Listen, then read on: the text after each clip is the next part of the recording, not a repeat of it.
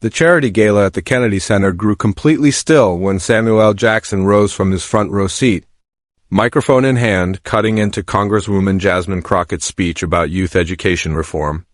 "With all due respect, Congresswoman," his unmistakable voice thundered through the room. "I've listened to politicians talk for decades. It's always the same polished speeches without any real substance." The crowd froze as the legendary actor, famous for his commanding performances and unforgettable one-liners, pointed straight toward Crockett. "I bet you can't go off script. Let's settle it, right here, right now." A quote battle. "Your words against mine. Unless you're afraid to speak without a script." Gasps rippled through the audience. Celebrity clashes with politicians were nothing new, but rarely this raw, rarely this public. Crockett, dressed in a bold blue suit, paused only for a moment before offering a calm, confident smile, a reaction no one expected. What followed would become one of the most viral moments of the year. Before we dive into this unforgettable showdown between Hollywood royalty and one of Washington's fastest-rising political figures, make sure to like this video and subscribe to our channel for more behind-the-scenes political moments the mainstream media never shows. Samuel L. Jackson wasn't just another star criticizing politicians. With over 150 blockbuster films to his name, he's one of Hollywood's most successful actors. His roles from Jules Winfield to Nick Fury are cultural milestones. At 75, Jackson had become more outspoken about politics, especially education and voting rights. Using his massive platform to call out hypocrisy and inaction, he attended the Kennedy Center's America's Future, Investing in Education gala as an honored guest. The event united celebrities, business leaders, and lawmakers to raise funds for underprivileged schools. Though always passionate about education, Jackson had grown tired of hearing lofty promises without progress. Earlier that day, he posted on social media, "Tired of the same speeches. Kids need change, not more talking points." Friends had noticed his growing frustration. Fellow actor Morgan Freeman remarked just last week, "Sam's done with polite talk. He wants results and he's not afraid to shake things up." That raw honesty had earned Jackson a devoted following among young people who admired his authenticity.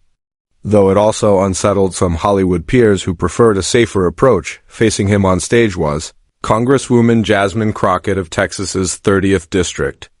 At 42, Crockett had quickly become one of Capitol Hill's sharpest minds, a former civil rights lawyer known for her quick wit, strong presence, and ability to dismantle weak arguments with precision. Her viral congressional moments had earned her the nickname, the Counselor.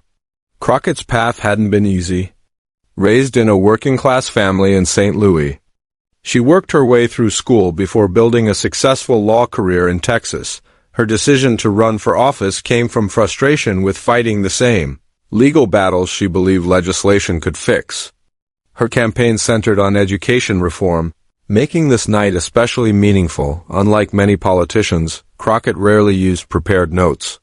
Her command of policy details, legal precedents, and cultural references made her both engaging and relatable, especially to younger voters who saw her as genuine. But the stakes that night were far higher than a debate. The Kennedy Center Gala was live-streamed to thousands, including tech executives and philanthropic leaders who controlled billions in education funding. Reporters from every major outlet were watching closely, knowing this exchange would dominate tomorrow's headlines. For Jackson, this was a chance to expose what he saw as the emptiness of political talk. For Crockett, it was a test of composure and intellect in front of the most powerful audience of her career. A single misstep could damage her reputation and her education initiatives. As Jackson gripped the microphone and Crockett steadied herself at the podium, the room held its breath. This wasn't just another celebrity versus politician moment. It was a showdown between two powerful communicators, each with everything to lose and something to prove. "A quote battle, Mr. Jackson?" Crockett said evenly, adjusting her mic. "I'm here to talk about real policies that change children's lives, not perform for cameras." Jackson smirked, tugging his tailored suit jacket and stepping forward, unwilling to back down. "That's exactly my point, Congresswoman," Samuel L. Jackson said, his voice echoing through the grand hall. Real life isn't a movie, but politicians act like it is, all rehearsed lines and no real action. I've heard your speeches before. Lots of talk about change, but where's the proof? The audience stirred uncomfortably. The event's organizer, Dr. Eleanor Phillips, began to move toward the stage, ready to calm the situation. But something in Jasmine Crockett's steady composure stopped her. Results take more than good intentions. Mr. Jackson, Crockett replied firmly.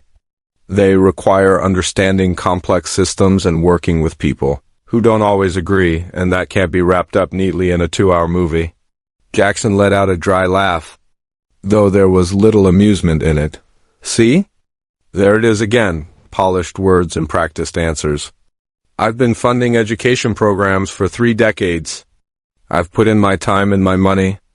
I've seen firsthand how the system keeps failing kids like the ones from my own neighborhood. So don't tell me I don't understand how it works. The tension was thick. Some celebrities shifted awkwardly, glancing at their phones.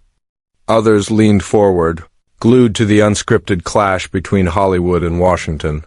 Crockett stepped away from the podium, closing the distance between her and Jackson. I respect your passion, Mr. Jackson, she said evenly. And you're right, we do need more action. But challenging me to a quote battle doesn't help the children we're here to support tonight. Then teach me something real, Jackson pressed, his tone sharper now. Because from where I stand, I keep hearing the same promises while graduation rates in poor communities barely move. Give me something real, not something your staff wrote for applause. A low murmur swept through the crowd. Jackson had voiced what many silently thought, that too many political speeches sound good but achieve little. Some major donors even nodded in agreement. Crockett's eyes hardened with resolve. You want real? Fine, let's talk real. She gestured toward her aide, who quickly brought over a thick binder. Jackson's eyebrows rose in surprise. What's this? More notes? He asked, half smirking. These, Crockett said, opening the binder, are the actual results from my education pilot program in my district, not projections, not promises. Real numbers. Reading scores up 22%, math scores up 18%, teacher retention up by 1/3. Are those the kind of results you're asking for?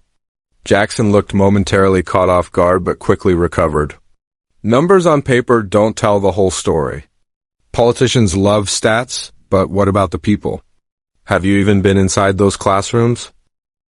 Every Friday when Congress isn't in session, Crockett fired back without missing a beat. At 9, I read to first graders at Harmony Elementary.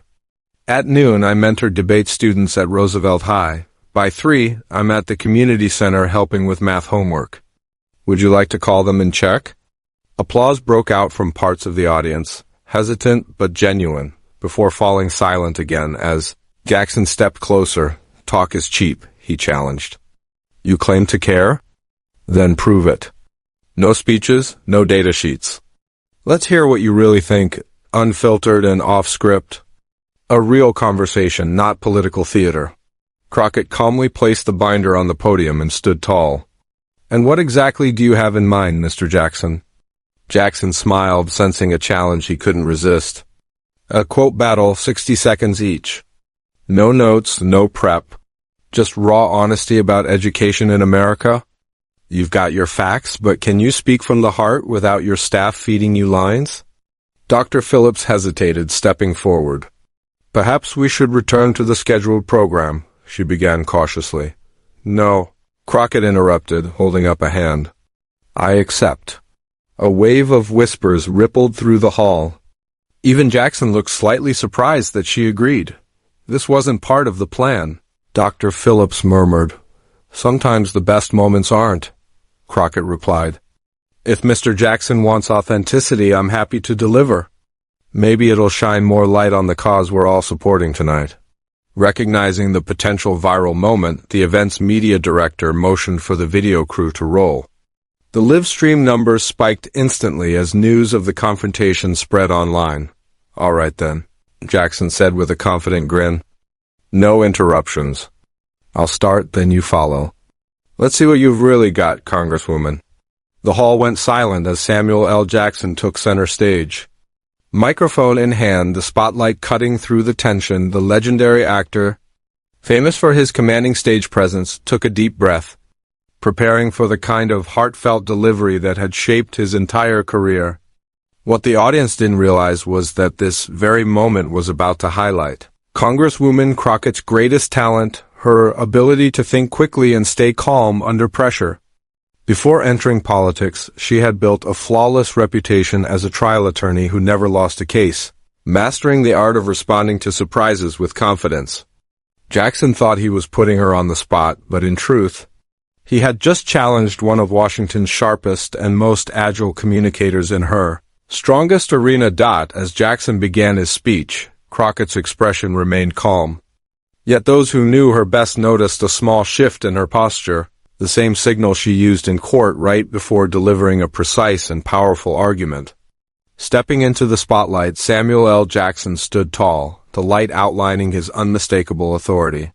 He gazed directly into the camera, aware of the weight and theatrical energy of the moment. "I grew up in Chattanooga, Tennessee, during segregation," he began, his deep voice steady and deliberate. "Education for us wasn't just about books, it was about survival. My teachers didn't just teach us how to read and write. They taught us how to survive in a world that wasn't built for us." He paused, scanning the audience. "And when I visit schools today, I still see kids fighting those same battles. Different time, same struggle." Pacing across the stage with passion, Jackson's every word carried intensity. "Education isn't just about test scores or statistics," he continued. "It's about giving children real opportunities. It's about teachers who stay even when the system gives up on them, and about communities stepping in when government fails. I'm tired of hearing polished speeches in fancy rooms while kids can't even read in underfunded schools. We don't need more committees or studies. We need real action, real results, and above all, honesty. Even when that honesty makes powerful people uncomfortable." As his minute came to a close, Jackson turned toward Crockett and pointed. "So yes, Congresswoman, I'm challenging you. Because our kids don't have time to wait for another 5-year plan or bipartisan photo op. They need help now, not more speeches designed to make us feel good while nothing changes." When his time ended, Jackson handed over the microphone with a confident nod. The crowd responded with strong applause. His message had clearly struck a chord. When the noise settled, all eyes turned to Congresswoman Crockett. She stepped forward slowly, taking the microphone. Instead of rushing to respond, she looked around the room, making direct eye contact with the audience until the silence grew heavy with expectation. "Mr. Jackson speaks with passion, and I respect that," she said softly, her tone calm but firm. "Passion is powerful, but passion without understanding is just noise." Turning toward Jackson, she continued, "You spoke about growing up in Chattanooga. I grew up in St. Louis, watching my mother work 2 jobs so I could have the chances she never did. Before Congress, I spent 15 years as a civil rights attorney defending children who were failed by the same system we're talking about tonight. I didn't visit classrooms for cameras. I fought for those students when no one was watching." Her voice grew stronger as she walked the stage. "You want action? I agree. That's why I authored and passed the Educational Resources Equity Act, which brought billions to the nation's most underfunded schools. That's why I launched a teacher retention program that's kept thousands of educators in struggling communities through loan relief. And that's why I personally mentor students minus 37 of whom are now the first in their families to go to college." She paused, then faced Jackson directly. "You talk about honesty, Mr. Jackson, so here's some truth. When celebrities drop into serious discussions demanding authenticity but ignore the complexity of the issues, it doesn't help, it hurts. Education reform isn't solved by sound bites or emotional speeches. It's achieved through patient, detailed work that rarely makes headlines by people who show up every day, even when there's no spotlight." Crockett turned toward the audience, her voice clear and steady. "You know what honesty really looks like?" she asked. "It's being willing to admit that real change doesn't happen overnight. It's accepting that there are no perfect solutions and that meaningful progress requires patience, collaboration, and compromise. It means doing the hard political work that rarely makes headlines but actually improves lives. As her time began to run out, Crockett looked directly at Jackson.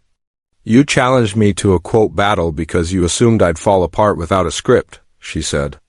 "But what you don't realize is that I live these issues every single day. I don't need preparation to talk about the work that defines my life. So, while I appreciate your passion, Mr. Jackson, maybe next time, before questioning someone's authenticity, take a moment to learn who they are and what they've accomplished." She handed the microphone back, and the audience instantly erupted. The applause was thunderous, echoing through the hall as many stood to their feet. The reaction wasn't just supportive, it was filled with stunned admiration. Even several celebrities known to be close friends of Jackson rose. Visibly impressed by Crockett's calm yet commanding response, Jackson stood silent for a few moments, his face unreadable. Then, slowly, a small smile crossed his face. And he nodded, a subtle but genuine acknowledgement from one professional recognizing another. Dr. Eleanor Phillips, the event organizer, quickly returned to the stage, clearly trying to steer the evening back on track while preserving its powerful momentum. "Well," she said with a smile, "I think we can all agree that was as authentic as it gets. Thank you both for such a passionate and unexpected exchange. This is exactly the kind of open conversation about education we hope to see tonight." The audience laughed softly, the tension giving way to applause and excitement. But the impact of what had just happened didn't stay in that room, it spread online within minutes.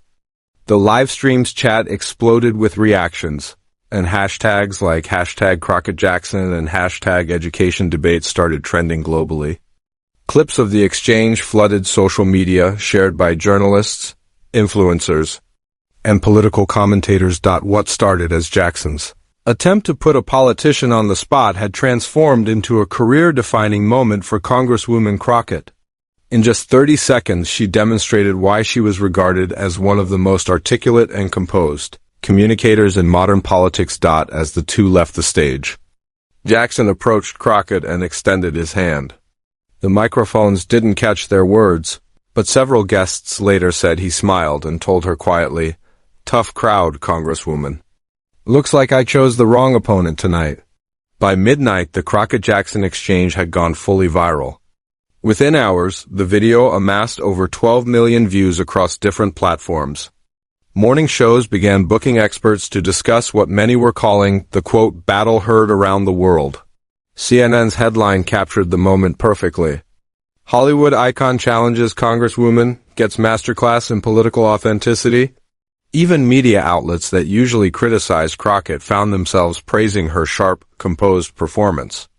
One conservative commentator wrote, "You can disagree with her politics, but after last night, there's no denying Jasmine Crockett's ability to stay cool and speak with clarity under fire." The line that spread fastest online was her jab about Hollywood celebrities parachuting into political debates. That clip became an overnight meme sensation, appearing in countless edits, reaction videos, and shorts. Political analysts broke down her response, pointing out how she managed to turn a confrontation into a commanding display of confidence, without sounding rehearsed or defensive. For Crockett, the results were immediate and powerful. Her office was flooded with interview requests, and major education organizations that had previously been undecided about supporting her programs reached out. Within 48 hours, her district's education initiative had received over $10 million in new funding commitments. Her social media following skyrocketed, gaining more than 500,000 new followers overnight. Many of them admitted they had never paid attention to her before but were inspired by her authenticity and composure. The hashtag Crockett Classroom began trending as students nationwide shared stories about their own educational struggles and victories. Even in Congress, the reaction was remarkable. Lawmakers from both parties reached out privately to offer respect.